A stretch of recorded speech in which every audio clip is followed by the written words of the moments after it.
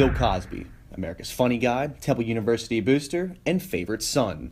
From the 60s on, Cosby made people laugh in TV shows as well as his movies. The beloved comedian with the Family Man morals on long-running display in the popular and iconic Cosby Show, where he dispensed advice and jokes as obstetrician Dr. Cliff Huxtable.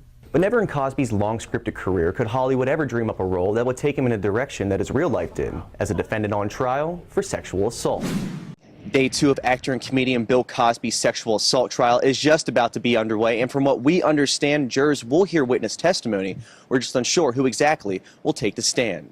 If you weren't tuning in yesterday, Day 1 of Cosby's trial was filled with opening statements as well as witness testimony from an accuser not related to the case, who claims Cosby sexually assaulted her in very similar fashion in 1996 to what Andrea Constant described occurred to her in 2004 at Cosby's Cheltenham Township home. We're back here at the Montgomery County Courthouse, where Bill Cosby's fate is now in the hands of a jury sequestered from Western Pennsylvania. Jurors were let out on recess as of 4 p.m. following about a 2-hour closing argument by District Attorney Kevin Steele. They were later brought back in, where they were charged by Judge Stephen O'Neill and then sent off to deliberate. We're back here in Norristown, where jurors have moved into Day 4 of deliberations in Bill Cosby's sexual assault case here at the Montgomery County Courthouse. Now, jurors went in deliberation Monday around 5:30 and have remained in deliberation for 28 hours. Now, they've had a number of questions during their deliberations, including wanting to hear the full testimony Andrea Constant gave on the stand, both the direct and cross-examination, where she discussed the alleged assault. Well, jurors were brought back in this morning around 9 a.m. where they went directly into deliberations as they worked to reach a verdict in Cosby's case. Breaking news coming out of the Montgomery County Courthouse, as jurors in Bill Cosby's sex assault case have informed a judge this morning that they can't come to a unanimous decision on any of the 3 counts the comedian is being tried for following 30 hours of deliberation. Judge Stephen O'Neill called jurors into the courtroom around 11:30 a.m. this morning and instructed them to go back and try it again, noting they can have a verdict on some charges while remaining hung on others. Now, O'Neill also told lawyers after dismissing the jury that he will not set a time limit on deliberations and will await further word from the jury. We're back here in Norristown for an unexpected Day 5 of deliberations in actor and comedian Bill Cosby's sexual assault case here at the Montgomery County Courthouse. Now, jurors were set in deliberation around 5:30 on Monday, but it wasn't until yesterday morning that they informed a judge that they were deadlocked on all 3 charges. Well, the judge then sent the jurors back, asking them to try it again, and that's where they remained in deliberation until last evening. Now, I'm told jurors are back in the courthouse today and are working to reach a verdict in Cosby's case. Breaking news out of the Montgomery County Courthouse this morning, as the judge overseeing Bill Cosby's sex assault case has called for a mistrial after jurors sequestered from Western Pennsylvania informed the judge this morning that they were again deadlocked on all 3 counts of aggravated indecent assault following 52 hours of deliberations. Now, it all started last week when the trial began. We were expecting a 2-week trial, but the trial testimony itself wrapped up in a week, and jurors were set in deliberation this Monday around 5:30. There were a bunch of twists and turns in this trial, starting with the first day when an accuser not related to the case took the stand.